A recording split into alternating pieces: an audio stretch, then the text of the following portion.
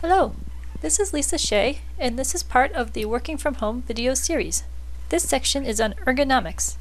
In basic, ergonomics is about having your body work the way that it is most comfortable working. So it's about having the keyboard where it's best suited for your hands to reach, and having your monitor where it's best suited for your eyes to be able to see it, and so on.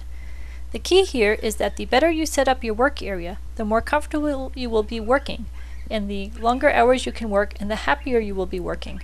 It's really important to pay attention to your health, because if you're not feeling healthy, your body is going to start aching, and that'll affect not only how you work, but how you enjoy the rest of your life.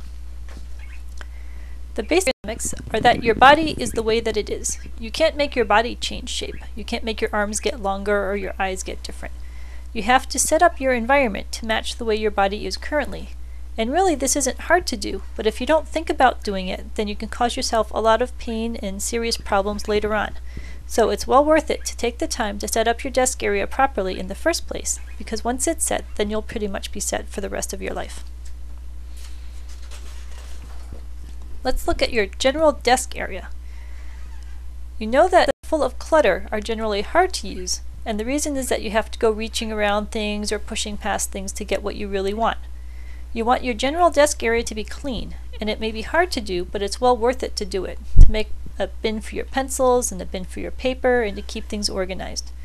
You want it to be well lit so that you're not straining your eyes to see the things you need to see. You want your arms parallel to the ground in general. You want to be able to reach the things that you generally need to reach easily. If you're typing so that you're looking at something and then trying to type it in, you want the thing that you're typing to be the same distance from your eyes as the monitor that you're looking at, so your eyes don't have to keep focusing and refocusing as you go between the two. You want any important information like schedules to be displayed near you so that you can see them easily. And I have a corkboard behind my desk which works well, so that my calendars for the next 3 months are hanging right on the corkboard, and other important things I need to see are hanging right there on the corkboard, so they're easy to see. I even have a little desk calendar program so that it's always shown on my computer desktop along with the time, so I don't have to go searching for that information. The more that you can make things that you need easily available and remove things that you don't need, the easier your daily life is going to be. For your monitor, you want the monitor itself to be at or below your line of vision, and you want it to be aiming a little upwards. So think of when you're holding a book. You look down to see the book, and the book is angled up. Your eyes are looking at it a straight line. The same is true for your monitor. You want the monitor to be faced directly at you, so you're looking at it in a straight line, and you don't want there to be glare or reflection off the monitor. Sometimes you can move the lights, but you might be in a situation where the light is stuck where it is and your desk is stuck where it is. In that case, there are many different kinds of glare protectors to help keep the glare and the mirroring of your monitor. It'll make a huge difference in how easily you can see it. You want the monitor to be about the same brightness as the room around you. You don't want it to be brighter than the room or darker than the room, because you want your eyes not to have to adjust and dilate and undilate when you're looking at your monitor. You want it to be about an arm's length away from you, but you also want the screen to be as large as possible so that you get as much quality vision as you can from the monitor. So if you stretch out your arm, the monitor should be about at your fingertip, but it should be a nice large monitor with nice crisp letters. That means that you can focus on it easily. You have nice clear letters for you to see with your eyes. Even with all of this, you want to take a break about once an hour, and if you have to set a little alarm clock in your Outlook program, then you can do that. Anything so that you get up and stretch and give your eyes a break. You might think that you can just push yourself and work harder and harder, but what happens is that your eyes get weaker and weaker, and it gets harder for them to do what they need to do. So you want to really give them a break, because you'll find after the break they work much better, and you end up saving time by doing that. For your keyboard is how you get all your input into your computer. You want there not to be any bends between your elbow and your fingertips. So when you lay your arm out, you want there to be a nice straight line, because all of the important nerves that go through your wrist, if you start bending them, you'll get carpal tunnel syndrome, which we've probably all heard about, and can cause really awful problems so that you can't type at all in the future, and you certainly don't want that to happen. You don't want to use a wrist rest or something else that puts pressure on the wrist area. If you're going to put something under your hand, you want it to be under the ball of your hand itself. You don't want it to be anywhere near the wrist, because you don't want any pressure on the wrist that might hurt something in there. There are all sorts of options with so that the top end of your keyboard is tilted up. And there are even keyboards where the left tilts a little to the left and the right tilts a little to the right. These might take a little getting used to, but you can find that it really helps your wrist and puts it under less strain if you do something like that. So it's well worth it to go into a Staples or another store where they have a bunch of different keyboards out and to sit there typing for maybe 10 or 15 minutes and see what feels best for your wrist. It might seem a minor thing, and keyboards are pretty cheap, but it can really make a big difference in how well your hands feel. And again, if you start to hurt your hands, it can affect the entire rest of your life and make you unable to work or unable to do anything. So you want to take good care of your hands and wrists, and that way they'll be able to work for many years in the future. Most computers in modern times use a mouse. A mouse, again, you want your arm parallel to the ground, and you don't want to have to stretch to reach the mouse. You want it nice and near the keyboard so that it moves smoothly. The key is that it has to move smoothly. If you get wireless mice, it makes a huge difference not to be dragging that cord around everywhere. It really, I've been a firm convert to wireless mice, and it makes a very important difference in you.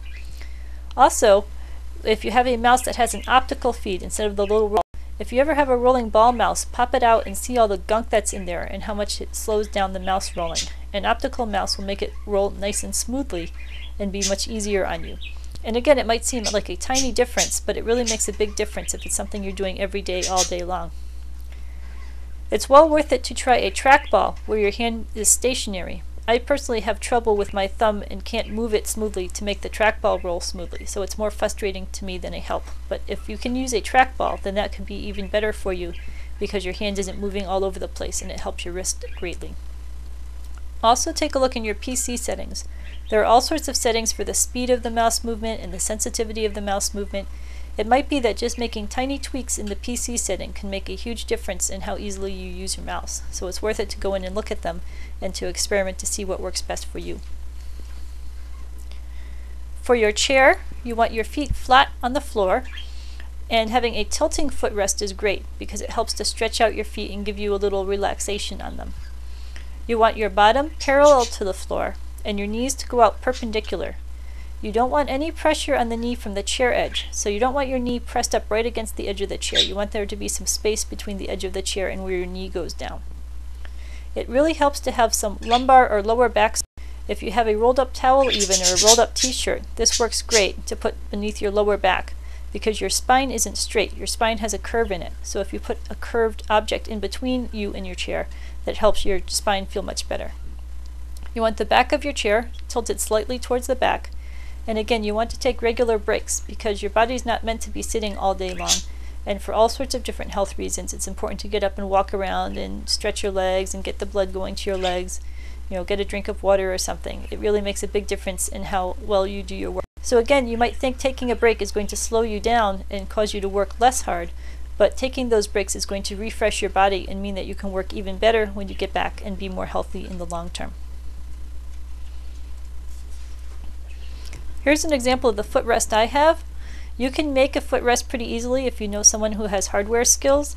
The key here is that it can rotate back and forth so that you put a little pressure on your legs and can get them moving a little bit. And it's got little beady things that helps you put circulation into the bottoms of your feet. So it can help make sure that your feet are flat. If your chair's a little too high to match up with your desk, you want your feet to still be flat on the ground, so the footrest will help in there. But a tilting one will make you feel even better. Here's an example of what I mean by lumbar support. It's something that gives your bottom of your spine a curved area to rest against. Because again, your spine is not a straight line. Your spine has a curve, and you want it to be supporting that. So you can get a lumbar support, which is pretty cheap, or you can just put a t-shirt or towel or anything in back there. But the key is to have something in there supporting your lumbar area so that you don't get a sore back. So again, the key of all of this is to make sure your body is being supported. Your body is the way it is, and you want to support it so that it's as healthy as possible, so that you can be as healthy as possible going forward. I have a ton of information on lisashea.com about all aspects of ergonomics, so swing by there to get full details. And I hope you're enjoying the video series. Be sure to visit lisashea.com to see all the other details of the different parts of working from home. And the next part goes into legal issues you might face.